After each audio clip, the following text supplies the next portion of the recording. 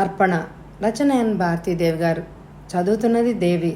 2వ ఎపిసోడు చూడగానే లైక్ తప్పకుండా చేయండి ఫ్రెండ్స్. ఇంకా కథలోకి వెళ్దామా? రాజశేఖరం గారు కూడా లేరు. ఆయన ఉదయమే నాకు ఫోన్ చేసి అమ్మాయి నీరసంగా కనిపిస్తోంది, ఓసారి వచ్చి చూసి వెళ్ళమని ఫోన్ చేశారు. ఉదయం నుంచి వర్షం పడుతుండడం వల్ల రాలేకపోయాను. ఈ రాత్రంతా శాంతిని కనిపెట్టుకుని ఉండాలి.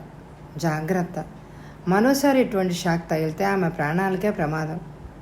ఆమెకు తెలివి వచ్చే వరకు జాగ్రత్తగా చూడాలి. మళ్ళీ నేను ఉదయం వచ్చి చూస్తాను అంటూ ఆ రాత్రి వాడాల్సిన టాబ్లెట్లను అశోక్ ఇచ్చి వెళ్ళాడు. టైం 10 గంటలు దాటింది. శాంతి ఇంకా ఆ స్థితిలోనే ఉంది. తెల్లటి దుప్పటి పరిచిన మంచం మీద తెలుపు ఆర్గండి చీర కట్టుకున్న శాంతి పాలరాతి బొమ్మలా ఉంది. ఫ్యాన్ గాలికి ముంగురులు అల్లరిగా ఆమె నుదుటి మీద నాట్యం చేస్తున్నాయి. గాలికి పమిట చెంగు దాని స్థానాన్ని తప్పింది. అశోకు ఆమె నుదుటి మీద కప్పిన ముంగురలను సరిచేసి పమిట సర్ది ఫ్యాను స్పీడ్ తగ్గించి మెడ వరకు దుప్పటి కప్పి కిటికీకి ఎదురుగా కుర్చీ లాక్కొని కూర్చున్నాడు. వర్షం తగ్గింది. సిగరెట్ ముట్టించాడు. ఈ వర్షంలో శిల్ప నా కోసం ఎంతగా ఎదురుచూస్తోందో, నేను రాలేదని ఎంత బాధపడుతోందో. ఈ రాత్రంతా నిద్రపోదు. ఇక్కడ శాంతి ఆపస్మారక దశలో ఉంది. రాజశేఖరం గారు కూడా ఇంట్లో లేరు. ఇటువంటి సమయంలో ఈ స్థితిలో శాంతిని వదిలి ఎలా వెళ్ళగలను? శాంతి ఎప్పటికైనా మామూలు మనిషి అవుతుందా? శాంతికి ఏమైనా జరిగితే నేను భరించగలనా? బెడ్ మీద ఉన్న శాంతిని చూస్తుంటే దుఃఖం పొంగుకొచ్చింది అశోక్కి. భగవాన్, నువ్వు ఉన్నావో లేవో నాకు తెలియదు. నేను ఇప్పుడు నువ్వు ఉన్నామని నీకు నమస్కరిస్తున్నాను. నా శాంతిని నాకు దూరం చేయకు. నా జీవన జ్యోతి శాంతి. నా జ్యోతిని ఆర్పి నా బ్రతుకుని చీకటి చేయకు. ఏమండి? శాంతి పెదవులు అస్పష్టంగా కదిలాయి.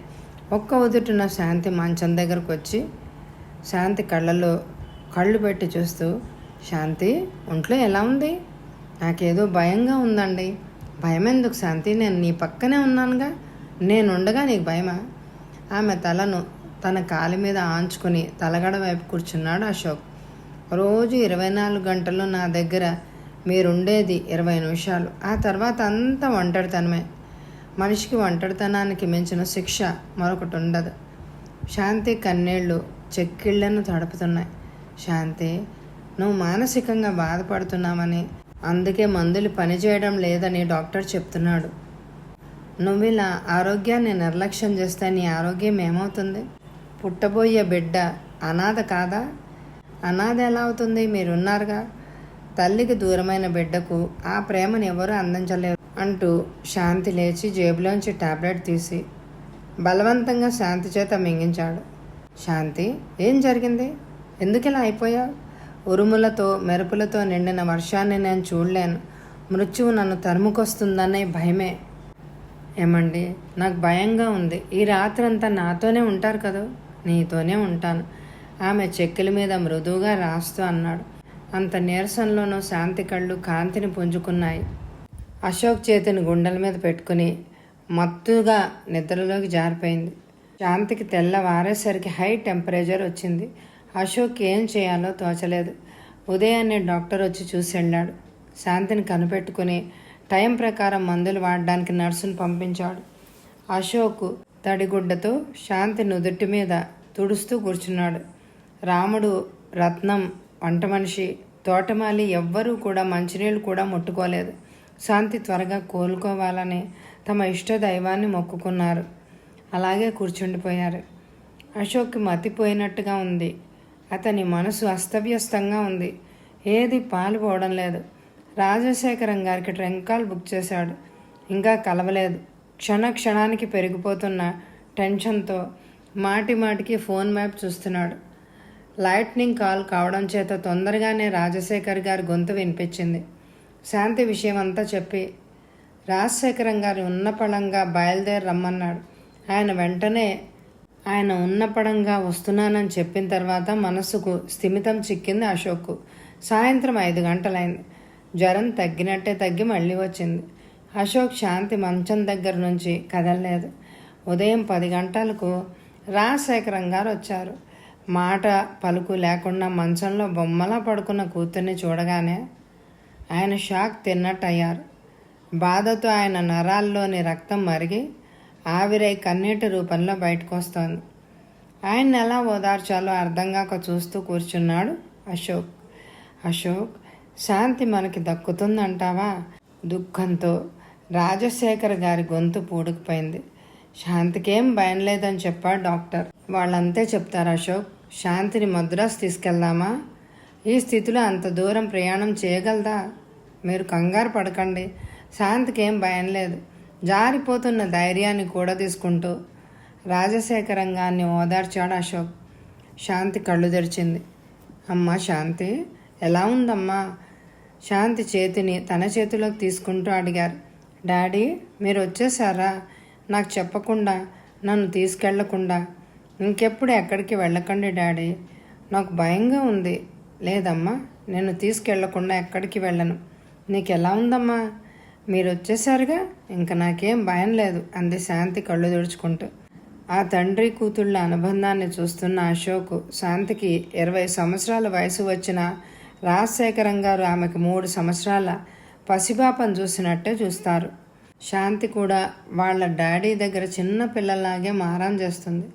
తండ్రి కూతుళ్ళు ఇద్దరు కూర్చుని మాట్లాడుకుంటూ ఉంటే ఇద్దరు మంచి స్నేహితులు మాట్లాడుకుంటున్నట్టుగా ఉంటుంది వినేవాళ్లకు.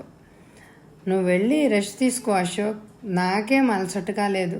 ప్రయాణం చేసొచ్చారు, మీరు వెళ్ళి రెస్ట్ తీసుకోండి. శాంతి దగ్గర నేను ఉంటాను. అశోక్ 2 రాత్రుల నుంచి రాత్రి పగలు నీ మంచం దగ్గరే కూర్చున్నాడు. అతను ఫోన్ చేస్తేనే నేను వచ్చాను. శాంతి అశోక్ కళ్ళలోకి చూసింది. ఆ కళ్ళలో తన పట్ల ప్రేమానురాగాలు నిండుగా తొణికిసలాడడం చూసి ఆమె మనసు పున్నమి నాటి కెరటంలాగా ఉప్పొంగింది. అతని చూపులతో ఆమెకు ఎన్నో భావాలు, ఆ భావాలకు ఎన్నో అర్థాలు కనిపించాయి. స్నానం చేసొస్తాను అంటూ రాజశేఖరం గారు ఆ గదిలోంచి లేచి వెళ్ళారు. 2 రోజుల నుంచి నా గదిలోనే ఉన్నారా అని అడిగింది శాంతి నమ్మలేనట్టుగా. అవును అన్నట్టు తలూపాడు అశోక్. నా మనోమందిరంలో మీ రూపమే ప్రతిష్ఠ ఏనాడో జరిగింది. నా హృదయ పలక మీద ముద్రపడిపోయిన మీ రూపం ఎన్నటికీ చెరిగిపోదు. నేను ఏనాడో మీకు అంకితం చేస్తున్నాను. మీ ప్రేమకు ఏమి ఇవ్వగలను? శాంతి, ఏడుస్తున్నావా? లేదండి, నేను ఆశించింది మీ నుంచి పొందగలిగానన్న సంతృప్తి నా కళ్ళల్లో ఆనంద బాష్పాలు నిలిచాయి. మీకోసమే నేను బ్రతుకుతున్నాను అంటూ అతని చేతి మీద తల ఆనించుకొని కన్నీరు గార్చింది. అశోక్ బరువుగా నిట్టూర్చాడు. శాంతి కొనల నుండి అశ్రుధారలు అవిరళంగా జారిపోతున్నాయి. చూస్తున్న అశోక్ అంతరాత్మ అవ్యక్తంగా ఆక్రోశించింది. నిస్సహాయతతో వెలవెల్లాడిపోయింది. బాధతో మనసు రగిలిపోయింది. ఈ ప్రేమమూర్తిని ఏమని ఓదార్చను? ఎలా ఓదార్చను? తీవ్ర బాధ పరితప్త హృదయంతో అశోక్ నరాల్లో రక్తం మరిగిపోతోంది. అతని పళ్ళ కింద పెదవి నలిగిపోతోంది. శాంతి సంతోషాన్ని వ్యక్తం చేస్తున్న వదనంతో కళ్ళింత చేసుకుని అశోక్ను నఖశిఖ పర్యంతరము చూడడమే తప్ప ఏమీ మాట్లాడలేకపోయింది. శాంతి, నువ్వు ఇక నుంచి ఆనందంగా సంతోషంగా కనిపించాలి. అలా కనిపించకపోతే నేను ఒక్క క్షణం కూడా నీ ఎదురుగా కూర్చోను. నువ్వు కనిపించినంతసేపే నేను నిన్ను చూస్తాను. తన ఊహతో మనసు ఆనందంగా ఉంటుంది. నీవు కన్నీటి రూపం చూసిన తర్వాత ఉన్న మనశ్శాంతి కరువవుతుంది. మీకోసం ఏం చేయమన్నా చేస్తాను. నువ్వు నవ్వుతూ ఉండు శాంతి. నీ నవ్వుల జిలుగులే నా జీవితానికి వెన్నెల కిరణాలు. నువ్వు సంతోషంగా ఉంటే చాలు, నాకు ప్రపంచాన్ని జయించినంత ఆనందంగా ఉంటుంది. శాంతి, నేను సంతోషంగా ఉండాలని నువ్వు కోరుకుంటే నువ్వు సంతోషంగా కనిపించు. నా వైపు నుంచి కూడా ఆలోచించు. అలసటగా ఉన్నావు, ఎక్కువగా మాట్లాడకు, రెస్ట్ తీసుకో అంటూ ఆ గదిలోంచి బయటకు వచ్చాడు. తను ఎదురుగా ఉంటే ఆమె కళ్ళు మూతలు పడవని అతనికి తెలుసు. అందుకే లేచాడు. 2 రోజుల నుంచి భోజనం నిద్ర లేకపోవడంతో అశోక్ బాగా అలసిపోయాడు. మనసంతా చిరాగ్గా ఉంది. ఇంటికి వచ్చేసరికి ఇంట్లో శిల్ప బాబు కనిపించలేదు. ఒక్క నిమిషం అతని గుండె దడదడలాడింది. పని మనిషి టీ కప్ తీసుకొచ్చి, ఈరోజు శనివారం కదా బాబుగారు, అమ్మగారు బాబుని తీసుకుని ఇప్పుడే గుడికెళ్ళారు అని చెప్పింది. మనసు తేలిక పడింది. స్నానం చేసి పైజమా లాల్చీ వేసుకుని ఆరు బయట కూర్చున్నాడు. అర్ధగంట అయింది. శిల్ప రాలేదు. ఒంటరిగా కూర్చోవాలంటే ముసురుకుంటున్న ఆలోచనలతో చిరాగ్గా ఉంది. కాలవ గట్టుకు బయలుదేరాడు. వీలు చిక్కినప్పుడల్లా కాలవ గట్టుకు షికారుకి వెళ్ళడం అతనికి అలవాటు. పంట చేల మధ్య నుంచి నడుస్తూ కాలవ గట్టుకు చేరుకున్నాడు. అక్కడ కూర్చున్నాడు. చుట్టూ పంట బరువుతో వంగిన చేలు, లేత నీరెండ కాంతిలో ఆ విశాల ప్రదేశమంతా నయన మనోహరంగా కనిపిస్తోంది. అక్కడక్కడ ఉన్న పెద్ద చెట్లు మేమున్నది మీకు సేవ చేయడానికి అన్నట్టు చల్లటి చిరుగాలులతో మనసును ఆహ్లాదపరుస్తున్నాయి.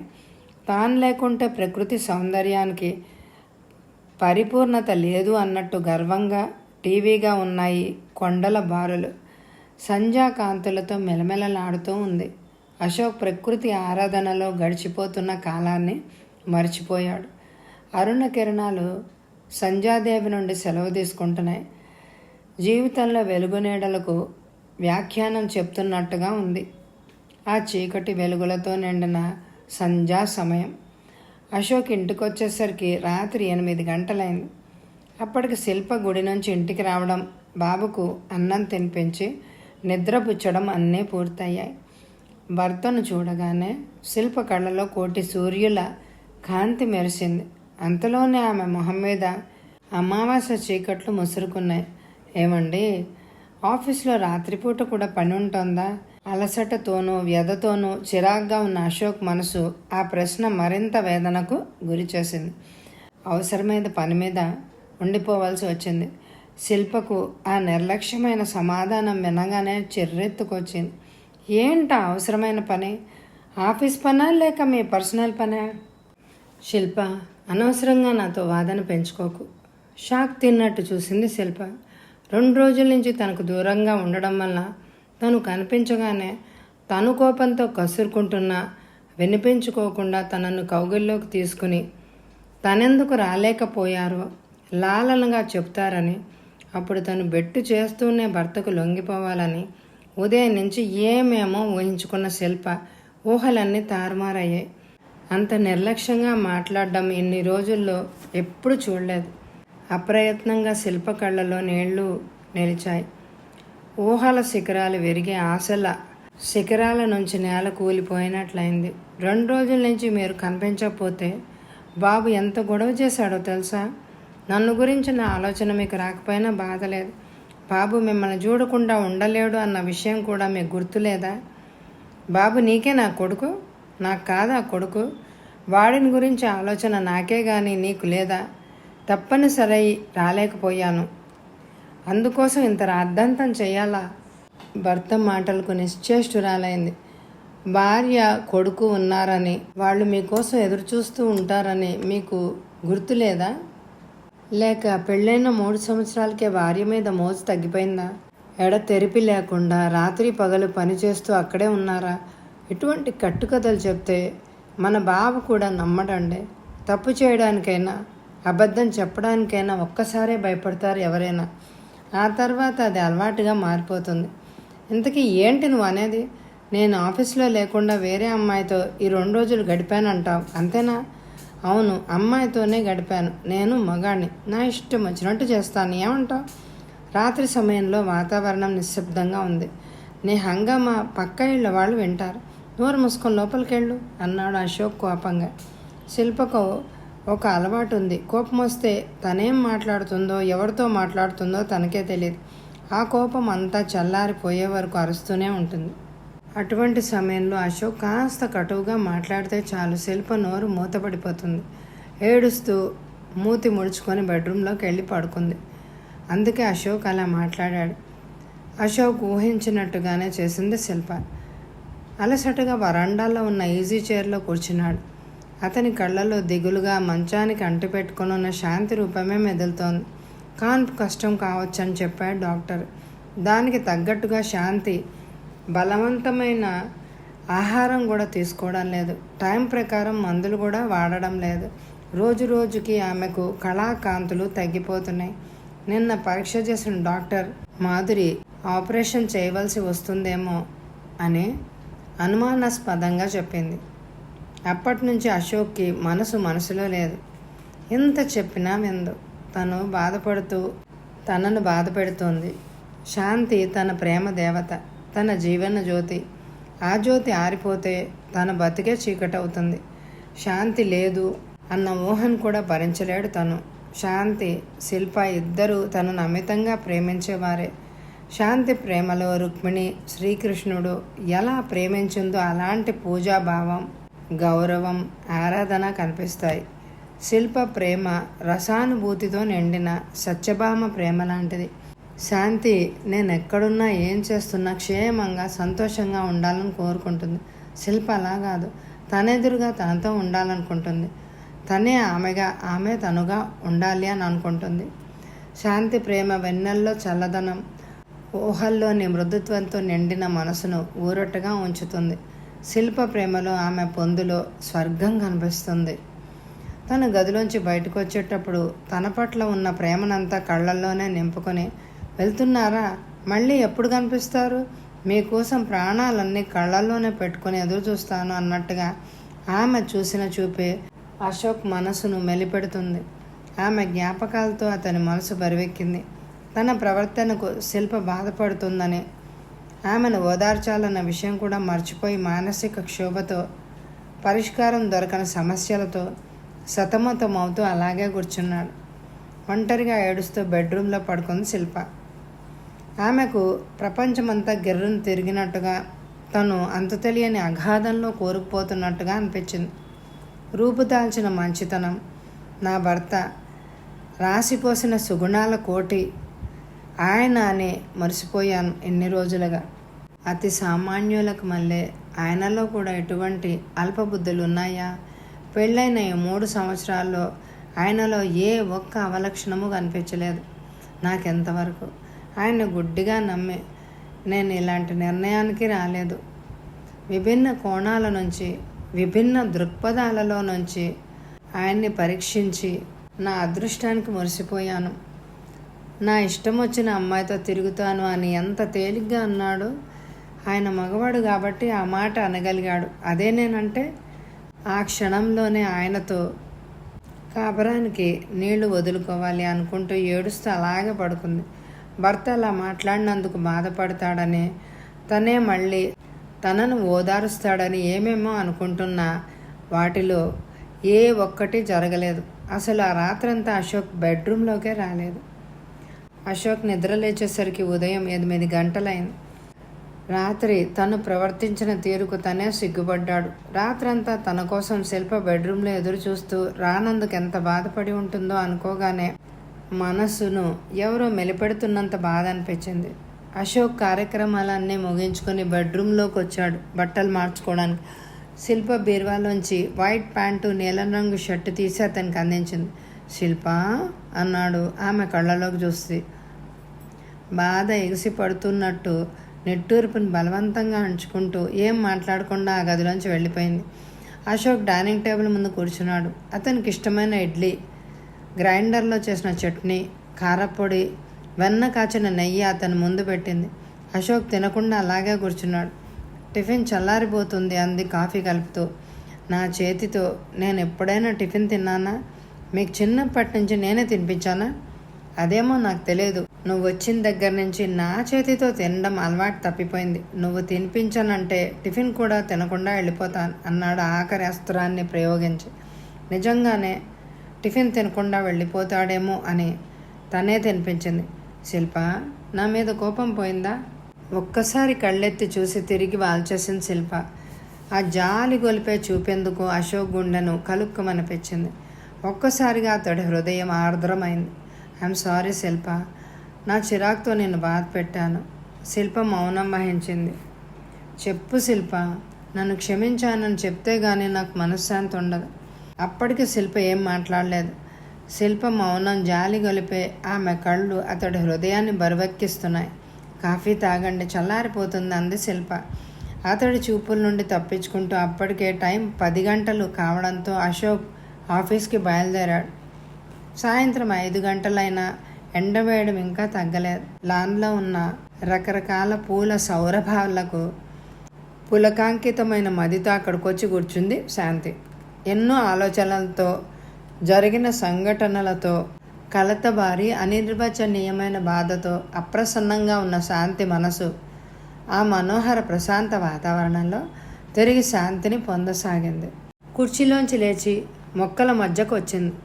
ప్రతి లతను, ప్రతి పువ్వును పరామర్శిస్తూ నడుస్తోంది శాంతి. అడుగులో అడుగు వేస్తున్న శాంతి పాదాలు ఓ చోట చటుక్కున ఆగిపోయాయి. అశోక్ నిలబడి శాంతినే చూస్తున్నాడు. శాంతి చూపులు సిగ్గుతో బరువుతో నేలవాలాయి. పొందికగా కట్టిన తెలుపు షిఫాన్ చీరలో రతీదేవిలా ఉంది శాంతి.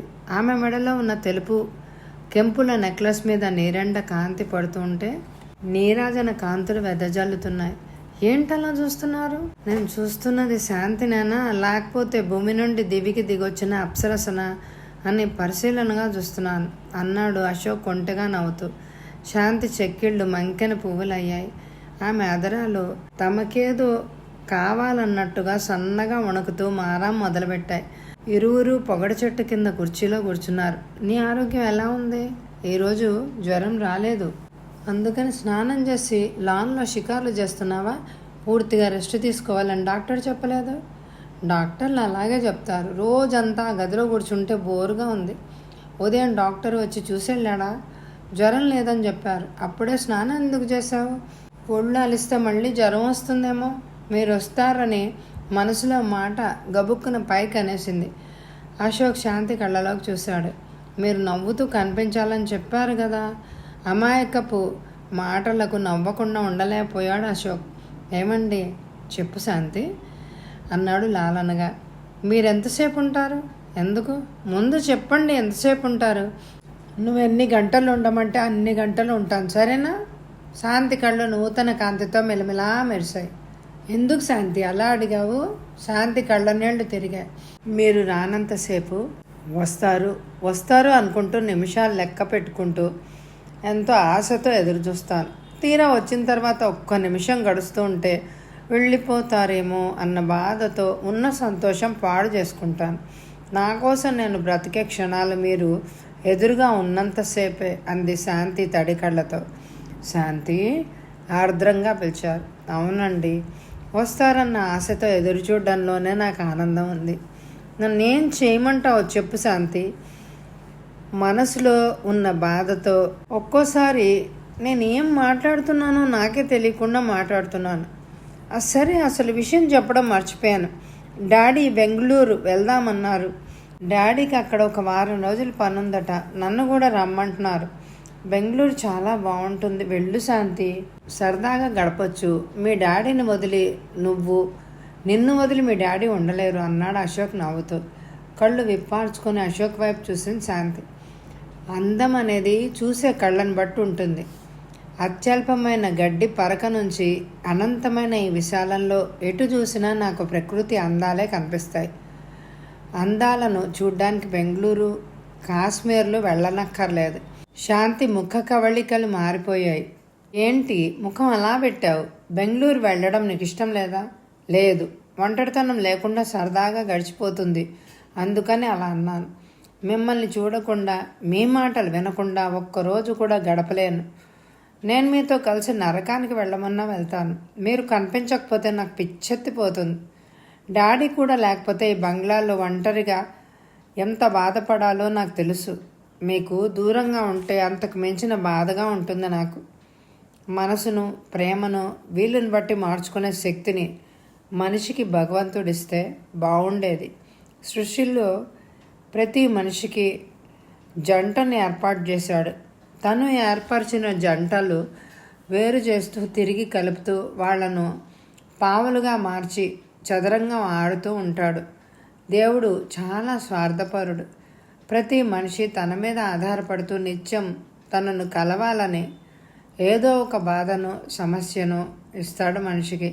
నన్ను చూడండి, నేను ఎప్పుడూ కోరుకొని సిరి సంపదలను, అంతస్తును, హోదాను అన్నిటినీ ఇచ్చాడు. నేను మనసారా కోరుకునే ఒకే ఒక చిన్న కోరికను మాత్రం తీర్చలేకపోయాడు. ఏం మాట్లాడాలో తోచక ఆశ్చర్యంగా విప్పారిన నేత్రాలతో ఆమెను అవలోకించుతూ చాలాసేపు మౌనంగా ఉండిపోయాడు అశోక్. శాంతిలో ఇంత లోతైన భావాలున్నాయా? శాంతి, అనవసరమైన ఆలోచనలతో మనసు పాడు చేసుకోకు. ఆ ఆలోచనలే నన్ను ఓదార్చేది. ఇంతకీ బెంగళూరు వెళ్ళనంటావు అంతేనా? ఇంకా విపులంగా చెప్పమంటారా మీకు? వెళ్ళను. ఒక్కరోజు మీరు కనిపించకపోతే జీవితం అంతా శూన్యంగా అనిపిస్తుంది నాకు. అందుకే అన్నారు ప్రేమ గుడ్డిదని, అన్నాడు నవ్వుతూ అశోక్. గుడ్డిది మాత్రమే కాదు, పిచ్చిది కూడా, అంది శాంతి జీవన్లేని నవ్వుతూ. అంతలో అక్కడికి రాజశేఖరం గారు వచ్చారు. చూడు అశోక్, నువ్వైనా శాంతికి చెప్పు, కొంతకాలం ఈ పరిసరాలకు దూరంగా ఉంటే మంచిదని డాక్టర్ చెప్పాడు. శాంతిని బెంగళూరు రమ్మంటే ససేమేరా రానంటుంది. ఎలా? నేను అదే చెప్తున్నానండి. ఏమన్నది? రానంటుంది. చిన్నప్పటి నుంచి అంతే, తనకిష్టం లేని పని చేయదు. ఎలాగమ్మా నీతో? అన్నారు రాజశేఖరం గారు ప్రేమగా కూతురు వైపు చూస్తూ. నేను ఎక్కడికి రాలేను డాడీ, శాంతి గొంతు బరువుగా పలికింది. కూతురు మొహంలో కదలాడుతున్న నీలి నీడలు చూసి రాజశేఖరం గారు ఇంకేం అనలేకపోయారు. అశోక్, నువ్వు వస్తావా? ఎక్కడికి? మాతో బెంగళూరుకి. ఆయన అలా ఎందుకన్నారో అశోక్ అర్థమైంది. తను బయలుదేరితే శాంతి తప్పకుండా బయలుదేరుతుంది అని. కానీ శిల్ప ఒక్కరోజు ఇంటికి ఆలస్యంగా వెళ్తేనే భరించలేదు. అలాంటిది వారం రోజులు బెంగళూరు వెళ్తానంటే ఒప్పుకుంటుందా? శాంతి ఆరోగ్యంలో మెరుగుదల కనిపించడం లేదు. నాతో కొంతకాలం ఒంటరిగా ఉంటే తాత్కాలికంగానైనా ఈ మానసిక క్షోభను మర్చిపోతుందేమో. ఆఫీస్ పని మీద బెంగళూరు వెళ్తున్నానని చెప్తే శిల్ప ఏమంటుందో ఆలోచించుకో అశోక్. వీలైతేనే బయలుదేరు అన్నారు రాజశేఖరం గారు. అశోక్ నోటి నుంచి ఏం సమాధానం వస్తుందో అని ఆతృతగా అతని వైపే చూస్తోంది శాంతి. అశోక్ పని కుడితిలో పడ్డ ఎలకలా ఉందంటే వస్తానంటే శాంతి అంతరంగం ఆనందంతో ఎగిసిపడుతుంది. వెళితే శిల్ప మంచమెక్కుతుంది. రేపు సాయంత్రం చెప్తాను. అలాగే. రాజశేఖరం గారు వెళ్ళిపోయారు. ఏమండి? పిలిచింది శాంతి. బెంగళూరు వెళ్దామా? నీకు కావాల్సింది నేను ఎదురుగా ఉండడమేగా. అందుకైతే బెంగళూరు దాకా ఎందుకు? ఇలాగే ఉంటే పోలే. నన్ను చూస్తూ నువ్వు, నిన్ను చూస్తూ నేను, నీ ఎదురుగా నేను, రాని నవ్వుతూ అన్నాడు అశోక్. ఇక్కడైతే రోజులో కొద్ది నిమిషాలు మాత్రమే మీతో కలిపే అదృష్టం ఉంటుంది. బయటికి వెళ్తే 24 గంటలు మిమ్మల్ని చూస్తూ గడిపే అదృష్టం దక్కుతుంది నాకు. పిచ్చి శాంతి అన్నాడు బాధగా. ఏమండి, మిమ్మల్ని ఎప్పుడూ నేనేది కోరలేదు. ఈ ఒక్కసారి ఈ కోరిక తీర్చరు? ఆడదానికి మొదటి కాన్పు పునర్జన్మ లాంటిది అంటారు. ఈ గండం గడిచి నేను బ్రతుకుతానో లేదో తెలియదు. మీకు నేను, నాకు మీరు అన్నట్టుగా ఒక్క వారం రోజులైనా నేను కోరుకునే విధంగా మీతో గడపాలనుంది. నా కోరిక తీరుస్తారు కదూ. ఇంకెప్పుడు అలాంటి కోరికలు కోరను. శాంతి కళ్ళు తడిశాయి. నీకు ఇటువంటి కోరిక ఉందని ఇంతవరకు నాకెందుకు చెప్పలేదు? చెప్తే ఏం చేసేవారు? ఎప్పుడో నీ కోరిక తీర్చుండేవాడిని. శాంతి, నువ్వు సంతోషంగా ఉండడమే నేను కోరుకునేది. నీ ఇష్ట ప్రకారం తప్పకుండా వెళ్దాం. నీ కోరిక తీర్చడం కంటే నాకు సంతోషం కలిగించే విషయం ఏముంటుంది? అతని మాటల్ని నమ్మలేనట్టు అతని వైపు తన విశాలమైన కళ్ళను మరింత విప్పార్చుకొని చూసింది. నమ్మలేకపోతున్నావా? నిజం శాంతి, వారం రోజులు కాదు, 10 రోజులు ఉందాం, సరేనా? బెంగళూరు వద్దు. ఎందుకని? బెంగళూరు అయితే డాడీతో కలిసి వెళ్ళాలి. చిన్నగా నవ్వుతూ మరెక్కడికి వెళ్దాం అన్నాడు అశోక్. నాకు విశాఖపట్నం చూడాలనుంది. వెన్నెల రాత్రి అనంతమైన కడలి కెరటాలను చూడాలి. నీ ఇష్ట ప్రకారమే వెళ్దాం. రేపు బయలుదేరి వెళ్దామా? నీకేమైనా మతిపోయిందా? నిన్నటి వరకు జ్వరంతో బాధపడుతూ రేపు విశాఖపట్నం బయలుదేరుతావా? నువ్వు పూర్తిగా కోలుకున్న తర్వాత వెళ్దాం. మీరు ఎదురుగా ఉంటే మృత్యువు కూడా నన్నేం చేయలేదు. రేపే వెళ్దామండి. నా మాట విను. 2 రోజుల వరకు నువ్వు ప్రయాణం చేయలేవు. నేను ఆరోగ్యంగానే ఉన్నాను. రేపే బయలుదేరదామా అండి? శాంతి, నీ ధోరణి నీదే కానీ నా మాట వినిపించుకోమే. నా భయం మీకు అర్థం కాదండి. రేపు మళ్ళీ మీరు మీ నిర్ణయాన్ని మార్చుకుంటారేమో, అదా నీ భయం. మార్చుకోను. ఈరోజు సోమవారం కదా, గురువారం బయలుదేరదాం, సరేనా? అట్లాగే అన్నట్టు తలూపింది శాంతి. ఈ 2 రోజులు టాబ్లెట్స్ టైం ప్రకారం వేసుకుని పాలు, పళ్ళ రసం తాగు. పని మనిషి ట్రేలో బిస్కెట్లు, టీ తెచ్చి వాళ్ళ ముందు పెట్టి వెళ్ళిపోయింది. టీ చల్లారిపోతుంది, తీసుకోండి. నీరసంగా ఉన్నావు, బిస్కెట్లు తిను శాంతి. తినలేను, నాకు టీ మాత్రం చాలు, మీరు తీసుకోండి. ఏమండి, ఇప్పుడు నా మనసు ఎంత సంతోషంగా ఉందో తెలుసా? ఎంత అన్నాడు అశోక్ నవ్వుతూ. ఇంత సంతోషాన్ని ఇంతకు ముందెప్పుడు పొందలేదు నేను. గాల్లో ఎగిరిపోవాలనిపిస్తోంది. ఇంత సంతోషాన్ని ఒక్కసారి భరించలేనేమో అనిపిస్తుంది. శాంతి, నీతో సరదాగా సంతోషంగా గడపాలని నాకు మాత్రం ఉండదనుకున్నావా? ఉరకలు వేస్తున్న మనసుకు కళ్ళాలు బిగించి నన్ను నేను కంట్రోల్ చేసుకుంటున్నాను. నీకు తెలీదు, నువ్వు నన్నంత ప్రేమిస్తున్నావో అంతకంటే ఎక్కువగా నేను నిన్ను ప్రేమిస్తున్నాను. నువ్వు నీ మనసును వ్యక్తం చేయగలవు, నేను చేయలేకపోయాను అంతే. నువ్వు కన్నీటి రూపంలోనైనా నీ మనసు బరువు దించుకోగలవు. నేను మగాడిని, ఆ పని కూడా చేయలేను. నా గుండెల్లో అగ్ని జ్వాలలు అనుక్షణం ప్రజ్వలిస్తూనే ఉన్నాయి. ఆ జ్వాలలు ఈ జన్మకు చల్లారవు.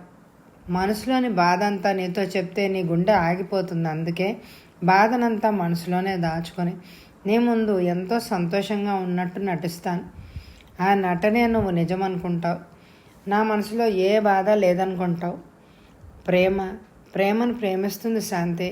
ఇవ్వడంలో కంటే తీసుకోవడంలోనే తృప్తి ఉంది ప్రేమలో. నువ్వు నిండుగా నా కోసం 100 ఏళ్ళు బ్రతకాలి, అందుకోసం నువ్వేమన్నా చేస్తాను అని శాంతితో చెప్పాలనుకున్న మాటలు అశోక్ పెదవులు దాటి బయటికి రాలేదు. శిల్ప ఆ రోజు నుంచి అశోక్తో ముభావంగానే ఉంటుంది.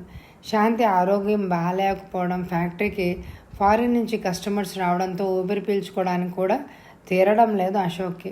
అందుకే శిల్పలో వచ్చిన మార్పు అంతగా పట్టించుకోలేదు. అశోక్ ఇంటికి వచ్చేసరికి బాగా పొద్దుపోయింది. భోంచేసి బెడ్రూమ్లోకి వెళ్ళాడు. శిల్ప స్నానం చేసి తెలుపు వెంకటగిరి చీర కట్టుకొని దొడ్లో పూసిన విరజాజుల్ని మాల కట్టుకొని తల నిండుగా పెట్టుకుంది. పాల గ్లాస్ తీసుకొచ్చి అశోక్ ఇచ్చి వారపత్రిక చదువుతూ సోఫాలో కూర్చుంది. అశోక్ సిగరెట్ ముట్టించి కుర్చీని కిటికీ దగ్గరగా లాక్కొని కూర్చున్నాడు. ఉక్రోషంతో శిల్పకు కళ్ళ వెంట నీళ్లు తిరిగాయి. ఎంత ఆలోచించినా భర్తలో వచ్చిన మార్పుకు కారణం తెలియడం లేదు ఆమెకు. తను బెడ్రూమ్లోకి అడుగు పెట్టగానే ఆత్రంగా తలుపులు మూసి తనను చేతుల్లోకి తీసుకుని చిలిపి మాటలతో కవ్వించేవాడు. అటువంటిది నేనొచ్చి అరగంటైనా లెక్క చేయనట్టుగా అలా ఉన్నారెందుకు? నా మీద కోపం వచ్చిందా? అంత కోపం తెప్పించే పని నేనేం చేశాను? ఏమండి, చదువుతున్న పుస్తకం మూసి టీపాయ్ మీద పడేస్తూ పిలిచింది శిల్ప. ఉలికి పాటుగా భుజం మీద నుంచి తల తిప్పి చూశాడు అశోక్. సోఫాలో నుంచి లేచి అతన్ని దగ్గరగా వచ్చింది శిల్ప.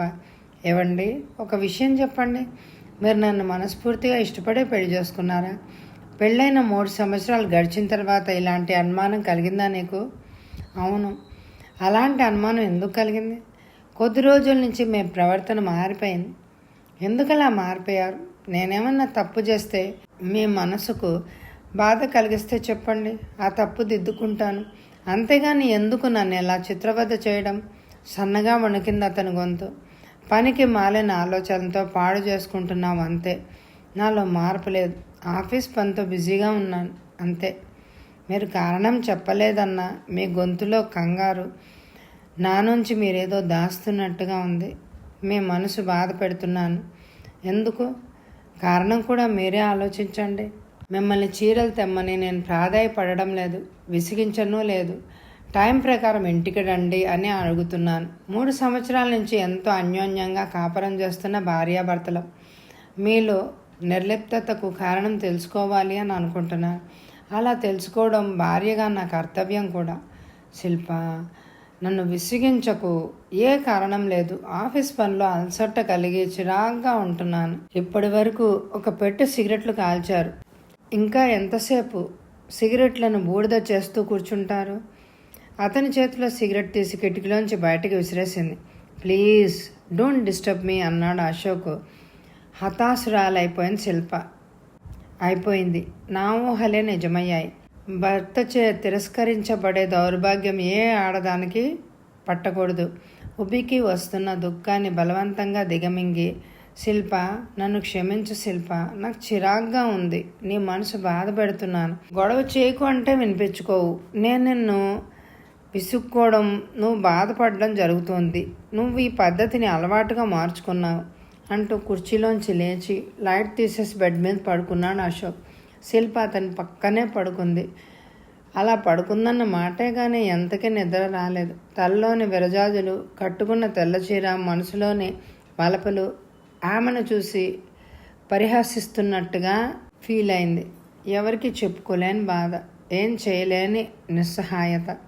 తలలోని పూలు తీసి విసిరి కొట్టాలి అని అనిపించింది. అటువంటి పనులు భర్తకు మరింత చిరాకు పడతాడేమో అని అన్న భయంతో ఆ పని చేయలేకపోయింది. దిండ్లో మొహం దాచుకుని లోపలే కుమిలిపోయింది. ఏడ్చి ఏడ్చి కళ్ళు వాచిపోయాయి. ఎప్పటికో తెల్లవారబోయే ముందు నిద్ర పట్టింది. ఆమె నిద్ర పట్టక కదలడం, ఏడవడం అంతా చూస్తూనే ఉన్నాడు అశోక్. తను ఓదారిస్తే ఆమె బాధ మరింత అధికమవుతుందని కామాలనే నిద్ర నటించాడు. ఆమె బాధను చూస్తుంటే అతనికి మనసు పిండినట్టుగా ఉంది. ఉదయ బాలబానుడి నుల్లేత కిరణాలు వెచ్చగా కిటికీలోంచి ముఖానికి తాకుతుంటే బద్ధకంగా కళ్ళు తెరిచింది శిల్ప. పక్క మీద భర్త కనిపించలేదు. పని మనిషి గిన్నెలు కడిగి గదులు తుడిచి బాబుకు స్నానం చేయించి బాబును ఆడిస్తూ కూర్చుంది. అయ్యగారు ఆఫీస్కి వెళ్ళారమ్మా, కాఫీ కలిపి అయ్యగారికి ఇచ్చాను, మీకు ఫ్లాస్క్లో పోసాను అంది పని మనిషి. భర్త తన నిద్ర లేపకుండా తనతో చెప్పకుండా ఆఫీస్కి వెళ్ళడం ఇదే మొదటిసారి. శిల్ప కళ్ళు నీళ్లతో నిండాయి. నాకు ఆయనకు మధ్య ఏర్పడిన ఈ దూరం చివరకు కొన్ని యోజనాలు కాదు కదా అని అనుకుంటూ నిర్లిప్తంగా నవ్వుకుంది. ఏ పని చేయాలనిపించలేదు. మనసు బరువుగా ఉండడంతో మొహం కడుక్కుని కాఫీ తాగి ఆ పూటకు వంట పని మనిషినే చేయమని చెప్పి స్నానం కూడా చేయకుండా బెడ్రూమ్లోకి వెళ్ళి పడుకుంది. శిల్ప మనసు వాయుగుండం ఏర్పడిన బంగాళాఖాతంలా ఉంది. ఇప్పుడు నేనేం చేయాలి? నేను భయపడుతున్నట్టుగా ఆయనలో ఏ మార్పు రాలేదేమో, నిజంగానే ఆఫీస్ పని ఎక్కువై చిరాగ్గా ఉన్నారేమో అని సరిపెట్టుకుందామన్న మనసు ఎదురు తిరుగుతోంది. ఆయన శరీరంతో శారీరక అనుభూతుల్ని పంచుకోకుండా ఒక్కరోజు కూడా ఉండలేదు. అటువంటిది నేను కావాలని ఆయనకు దగ్గర అవ్వాలన్నా చలనం లేనట్టు ఎందుకుంటున్నారు? ఆ విషయమే ఆయన మనసులో దేని గురించో బాధపడుతున్నారని చెప్పకనే చెప్తోంది.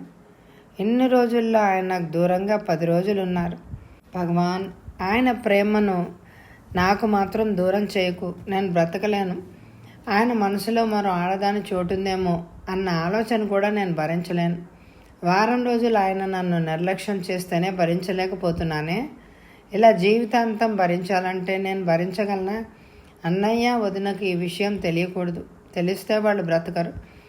అమ్మ, నాన్నగారిని ఫోటోలలో చూడడమే తప్ప వాళ్ళు ఎలా ఉంటారో తనకు తెలియదు. అన్నయ్య, వదిన నాకు అమ్మ, నాన్న అయ్యారు. వాళ్ళున్నా నన్ను ఎంత ప్రేమగా చూసేవారు కాదేమో అనుకోగానే శిల్ప మనసు గతం వైపు పరుగుదీసింది. శిల్ప అన్నయ్య సూర్యనారాయణ, వదిన లక్ష్మి ఇద్దరు ఎంతో అన్యోన్యంగా భార్యాభర్తలంటే ఇలాగే ఉండాలి అని చూసేవాళ్ళు గొప్పగా చెప్పుకునేంత ఆదర్శంగా ఉంటారు. శిల్ప పుట్టిన సంవత్సరానికే వాళ్ళ అమ్మ, నాన్నగారు కలరాతో వారం తేడాతో పోయారు. శిల్ప కంటే సూర్యనారాయణ గారు 20 సంవత్సరాలు పెద్ద. మధ్యలో చాలామంది పిల్లలు పుట్టిపోయారు. శిల్ప అంటే పంచ ప్రాణాలు వాళ్ళ అమ్మకు, నాన్నగారికి. వాళ్ళు పోతూ పోతూ శిల్పను కొడుకు చేతిలో పెట్టిపోయారు. శిల్పను చూడ్డానికి ఒక ఆడమనిషి కావాలి. సూర్యనారాయణ గారు తన బంధువర్గం అంతా గాలించి అణకువ, మంచితనం కల పేద ఇంటి పిల్ల లక్ష్మిని కట్నం తీసుకోకుండా పెళ్లి చేసుకున్నారు. లక్ష్మి కొత్త కోడలుగా ఆ ఇంట్లో అడుగు పెడుతూనే ఇంటి బాధ్యతలతో పాటు ఆడపడుచు శిల్ప బాధ్యతను కూడా సంతోషంగా స్వీకరించింది. లక్ష్మికి కొడుకు పుట్టిన శిల్ప పట్ల ఆమె ప్రేమ ఏ మాత్రం మార్పు రాలేదు. తనకొక కూతురు, కొడుకు అనుకుంది. ఇద్దరిని సమానంగానే పెంచుకుంది. అశోక్ సూర్యనారాయణ గారికి చాలా దూర బంధువు. శిల్పను బిర్గే చదివించారు. అశోక్ నా అన్న వాళ్ళెవరూ లేకపోవడంతో నెలకు 1000 రూపాయలు సంపాదనా పరుడు కావడంతో శిల్పను పెళ్లి చూపులు చూడడం, అతడికి శిల్ప నచ్చడం, వెంటనే ముహూర్తాలు పెట్టి వాళ్ళిద్దరికీ పెళ్లి చేసేయడం అంతా నెల రోజులుగానే జరిగిపోయింది. అశోక్ కట్నం తీసుకొని అన్నాడు. అయినా వినకుండా సూర్యనారాయణ గారు శిల్పకు పసుపు కుంకుమ కింద 10 ఎకరాల పొలం రాసిచ్చారు. ఏ లోటు లేకుండా అన్ని లాంఛనాలతో శిల్పను కాపరానికి పంపించారు. ప్రేమగా చూసుకునే భర్త, ముద్దులు కురిపించే కొడుకుతో శిల్ప హాయిగా కాపురం చేసుకుంటుంది అని ఎంతో తృప్తిగా ఆనందంగా ఉంటున్నారు సూర్యనారాయణ గారు, లక్ష్మి. వాళ్ళ కొడుకు కూడా పెళ్ళే ఉద్యోగరీత్యా భార్యతో మద్రాసులో ఉంటున్నాడు. కొడుకు తన దగ్గరకు రమ్మని ఎంత బ్రతిమిలాడినా పుట్టి పెరిగిన ఆ పల్లెటూరును, సొంత ఇంటిని వదల్లేక ఆయన ఆ ఊళ్ళోనే వ్యవసాయం చేస్తూ ఉన్నారు. శిల్పకిచ్చిన పొలాన్ని ఆయన చేయించి దాని మీద వచ్చిన ఆదాయాన్ని శిల్పకి పంపుతూ ఉంటారు. భార్యాభర్తలిద్దరూ నెలకొకసారైనా వచ్చి శిల్పను చూస్తూ ఉంటారు. వచ్చే ఎపిసోడ్లో ఆ తర్వాత శాంతితోటి అశోక్కి పరిచయం ఎలా అవుతుంది, అసలు శాంతి గతమేంటి, ఇవన్నీ తెలియాలంటే ఈ ఎపిసోడ్కి తప్పకుండా ఒక 20 లైకులైనా ఇవ్వండి. వచ్చే ఎపిసోడ్ కోసం ఎదురు చూడండి. Thank you very much my dear friends.